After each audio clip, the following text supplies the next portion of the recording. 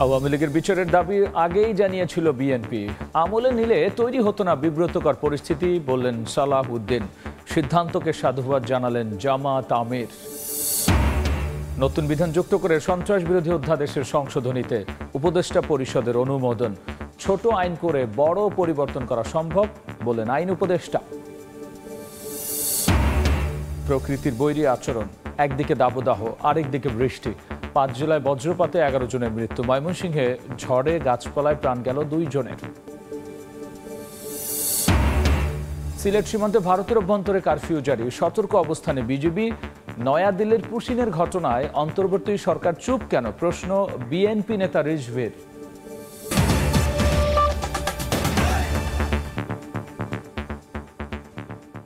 জনপদের সময়, সঙ্গে আছি আমি গোলাম রাব্বি। দল হিসেবে আওয়ামী লীগের বিচারের দাবি আগেই জানিয়েছিল বিএনপি।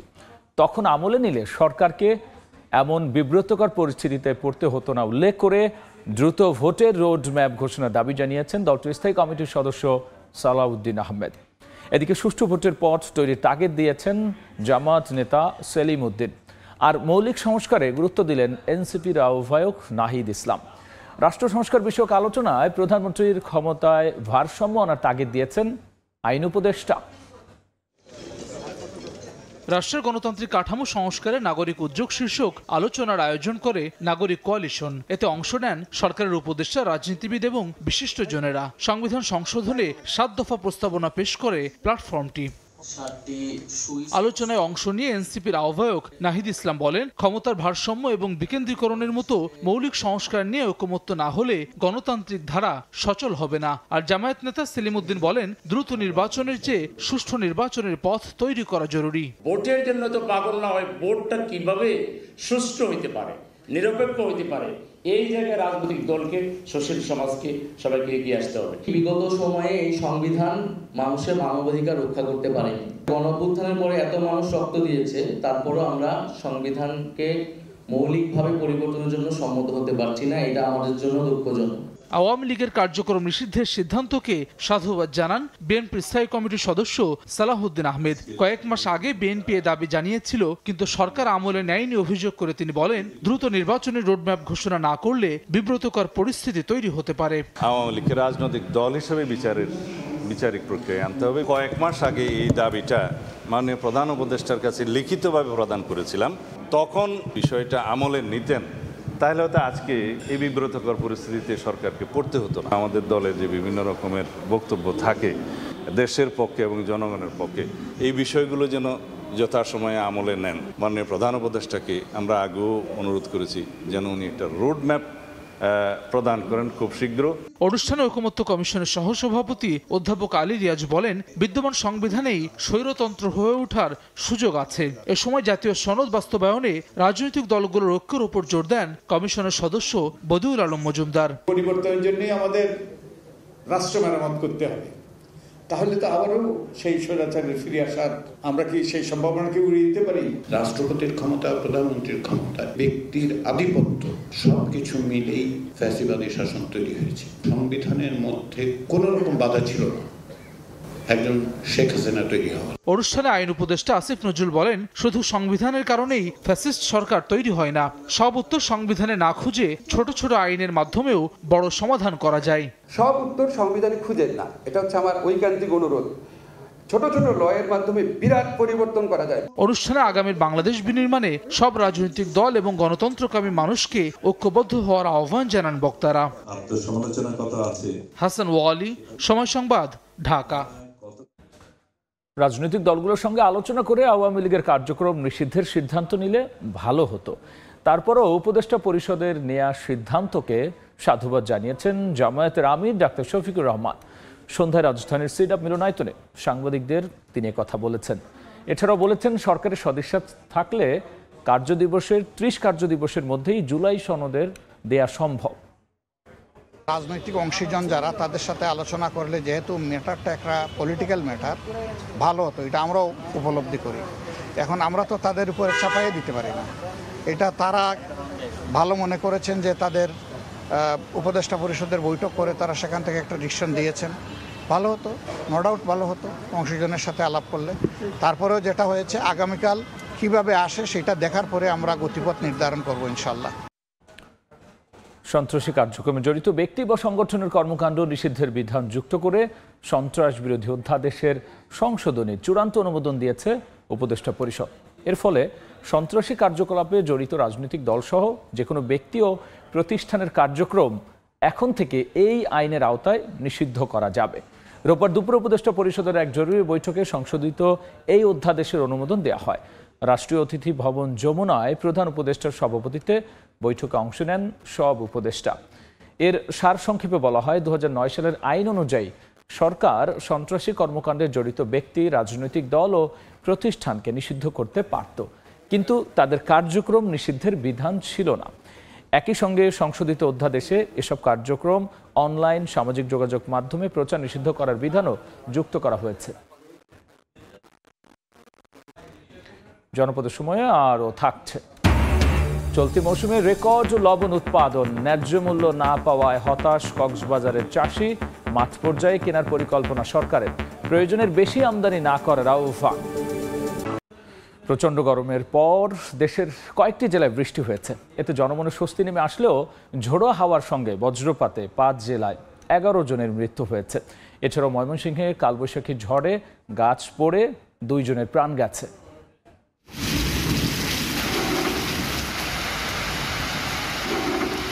গত কয়েকদিন ধরেই প্রচণ্ড দাবদাহে পুড়ছে দেশ। রোববার সকাল থেকে সূর্যের চোখ রাঙানি থাকলেও দুপুরে স্বস্তির বৃষ্টি নামে কয়েকটি জেলায়। এতে গরমের তীব্রতা কমে জনজীবনে স্বস্তি আসলেও কোথাও কোথাও ঝড়ো হাওয়ার সঙ্গে বজ্রপাত ও গাছ পড়ে প্রাণহানির ঘটনা ঘটেছে।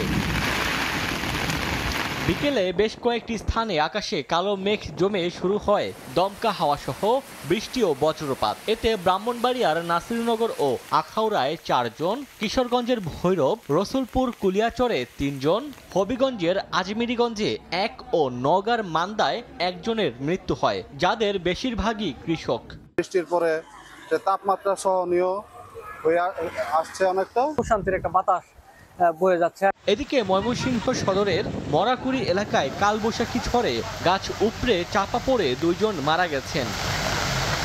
ওমর ফারুক, সময় সংবাদ। এদিকে বজ্রপাতে মৃত্যু হার বাড়ছে। জাতিসংঘের তথ্য অনুযায়ী বাংলাদেশে বছরে বজ্রপাতে গড়ে 300 মানুষ মারা যান। জলবায়ু পরিবর্তনের বজ্রপাত বাড়ছে বলে মনে করেন বিশেষজ্ঞরা। আর এই দুর্যোগ থেকে কৃষকদের রক্ষায় আশ্রয়কেন্দ্র স্থাপন সহ সমন্বিত উদ্যোগ নেওয়ার তাগিদ সংশ্লিষ্টদের। ইকরামুল কবিরের রিপোর্ট। ছবি তুলেছেন দিগেন সিংহ ও নৌশাদ আহমদ চৌধুরী।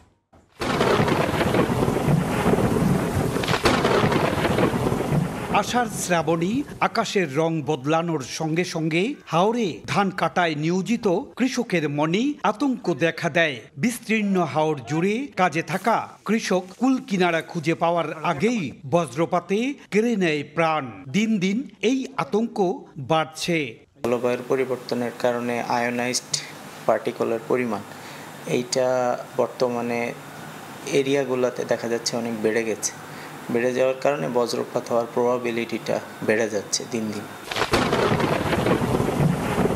কৃষি বিভাগ বলছে, কৃষকদের আবহাওয়ার পূর্বাভাস জানানো হয়।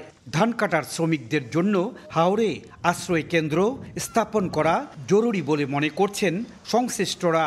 আবহাওয়া প্রকল্পের একটা গ্রুপ তৈরি করেছে কৃষকের, ওই কৃষকের গ্রুপে মেসেজ চলে যায়। আর বাবিস পোর্টাল আছে, একটা পোর্টালে নিয়মিত বুলেটিন দেওয়া হয়। এপ্রিল আর মে মাসে কালবৈশাখী মেঘটা বেশি আসে, ওই সময় তারা ধান কাটতে মাঠে থাকে, তাহলে তাকে ওই সময়ে অস্থায়ী একটা ছাউনি হলে গড়ে তুলতে হবে। এই অবস্থায় কখন বজ্রপাত হবে কিংবা কখন ঝড় বৃষ্টি আসবে তা তারা জানে না।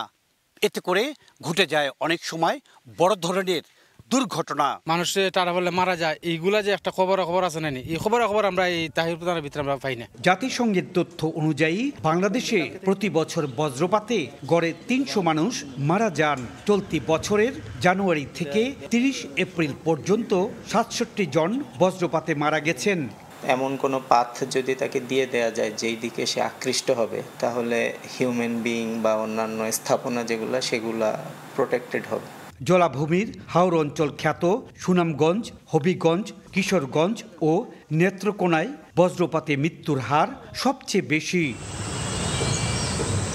ইকরামুল কবির, সময় সংবাদ, সিলেট। সিলেট সীমান্তে ভারতের অভ্যন্তরে কারফিউ জারি করা হয়েছে। বাংলাদেশ অঙ্কে সর্বোচ্চ সতর্ক অবস্থানে রয়েছে বিজিবি। দিনে ও রাতে সীমান্ত এলাকায় টহলের পাশাপাশি অবৈধ অনুপ্রবেশ ঠেকাতে রয়েছে কড়া নজরদারি। গত কয়েকদিনে সিলেট অঞ্চলের মৌলভীবাজার অংশে বিএসএফ সদস্যরা অর্ধ শতাধিক মানুষকে বাংলাদেশে পুশ ইন করে। এই ঘটনার পর বিজিবির পক্ষ থেকে প্রতিবাদ জানানোর পাশাপাশি সীমান্তে রেড অ্যালার্ট জারি করা হয়। টহলের পাশাপাশি কাজ করছে বিজিবির অত্যাধুনিক যান্ত্রিক টহল অপারেটর এটিপি। প্রতাপপুর সহ সিলেটের সীমান্ত এলাকায় যে কোনো ধরনের অপরাধ ঠেকাতে তৎপরতা কয়েক ধাপ বাড়ানো হয়েছে বলে জানিয়েছেন ৪৮ বিজিবি অধিনায়ক লেফটেন্যান্ট কর্নেল নাজমুল হক।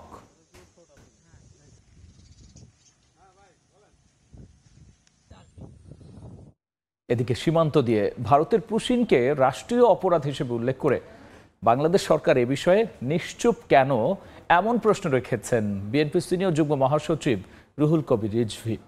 বুদ্ধ পূর্ণিমা উপলক্ষে সকালে জাতীয় প্রেস ক্লাব থেকে শোভাযাত্রায় অংশ নেন বিএনপির এই নেতা। শোভাযাত্রাটি প্রেস ক্লাবের সামনের এলাকা প্রদক্ষিণ করে। এর আগে আলোচনা সভায় রিজভী বলেছেন, সাম্প্রদায়িকতার ন্যারেটিভ তৈরিকারীরা কখনো এদেশের বন্ধু হতে পারে না। নির্বাচন নিয়ে অন্তর্বর্তী সরকারের উদাসীনতাকে জনগণ সন্দেহের চোখে দেখছে বলেও এ সময় মন্তব্য করেছেন রিজভী। সাতক্ষীরা, কুড়িগ্রাম, খাগড়াছড়ি, মৌলভীবাজার এই সমস্ত সীমান্ত দিয়ে ভারত লোক ঢুকাচ্ছে বাংলাদেশে, পুশিং করছে। সরকার তো একটা কথা বলেনি, কোথায় খুদাবাদ, কোথায় সরকারের স্বরাষ্ট্র দপ্তর, কোথায় সরকার এই ব্যাপারে কোন পদক্ষেপ নিচ্ছেন না? এগুলো বিরাট এক অন্যায়।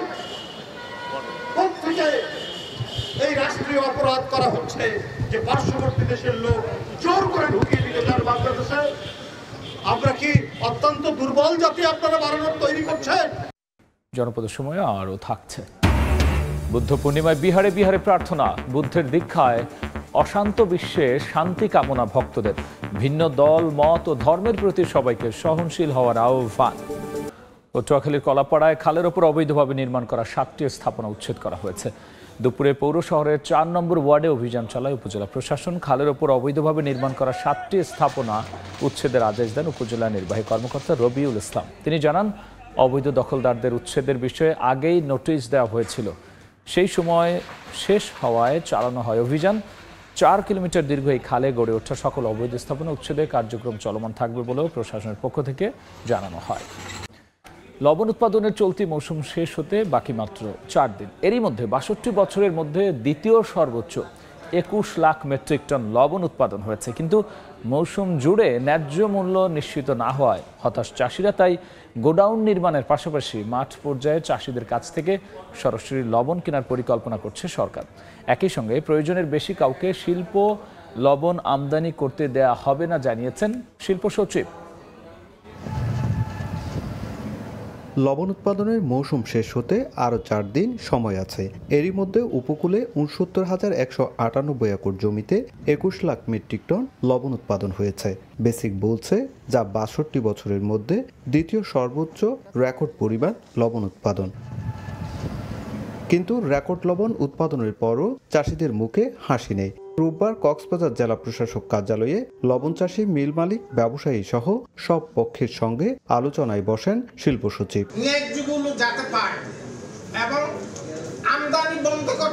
ইন্ডাস্ট্রিয়াল সল্ট আমদানি করার জন্য আমাদের কাছে পারমিশন চেয়েছে, আমরা এখনো দিই নাই।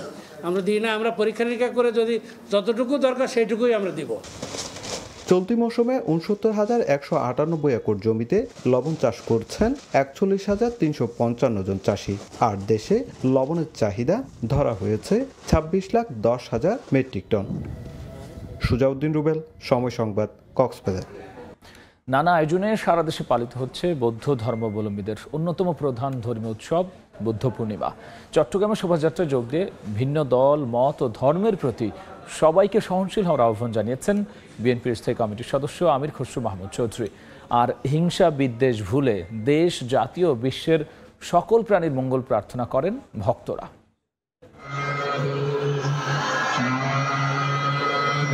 বুদ্ধ স্নান, বুদ্ধ পূজা, অষ্টশীল প্রার্থনার মধ্য দিয়ে শুরু হয় বুদ্ধ পূর্ণিমার মূল আনুষ্ঠানিকতা। এরপর প্রদীপ প্রজ্বলন, জল অর্পণ সহ নানা আনুষ্ঠানিকতা পালন করা হয়।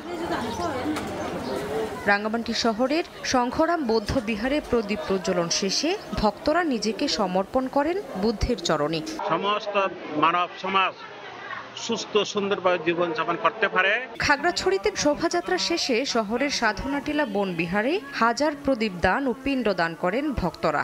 ভগবান বুদ্ধের জীবন দর্শন হচ্ছে সাম্য, মৈত্রী, অহিংসা। চট্টগ্রামের ডিসি হিলের সামনে থেকে শোভাযাত্রা বের করে সম্মিলিত বুদ্ধ পূর্ণিমা উদযাপন পরিষদ। এতে অংশ নেন বিএনপির স্থায়ী কমিটির সদস্য আমির খসরু মাহমুদ চৌধুরী। তিনি বলেন, সংখ্যাগরিষ্ঠদের রাজত্ব বাংলাদেশে আর চলবে না। ভিন্ন দল, মত ও ধর্মের প্রতি সবাইকে সহনশীল হওয়ার আহ্বান জানান তিনি। সংখ্যাগরিষ্ঠের রাজত্ব বাংলাদেশে চলবে না। রাজনৈতিক ভিন্নতা থাকবে, মতের ভিন্নতা থাকবে, কিন্তু অপরের যে মত তার প্রতি আমাকে সম্মান জানাতে হবে। বৌদ্ধ ধর্মের প্রবর্তক গৌতম বুদ্ধের জন্ম, বুদ্ধত্ব লাভ ও মহাপরিনির্বাণ লাভ করায় এই দিনটি বৌদ্ধ ধর্মাবলম্বীরা বুদ্ধ পূর্ণিমা নামে পালন করে আসছেন। শামিমা শাম্মী, সময় সংবাদ। জনপদের সময় শীর্ষ সংবাদ জানিয়ে দিচ্ছি আরও একবার। আওয়ামী লীগের বিচারের দাবি আগেই জানিয়েছিল বিএনপি। আমলে নিলে তৈরি হতো না বিব্রতকর পরিস্থিতি, বললেন সালাহুদ্দিন। সিদ্ধান্তকে সাধুবাদ জানালেন জামাত আমির। নতুন বিধান যুক্ত করে সন্ত্রাস বিরোধী অধ্যাদেশের সংশোধনীতে উপদেষ্টা পরিষদের অনুমোদন। ছোট আইন করে বড় পরিবর্তন করা সম্ভব, বললেন আইন উপদেষ্টা। এবং প্রকৃতির বৈরী আচরণ, একদিকে দাবদাহ আর একদিকে বৃষ্টি। 5 জুলাই বজ্রপাতে 11 জনের মৃত্যু। ময়মনসিংহে ঝড়ে গাছ চাপায় প্রাণ গেল 2 জনের।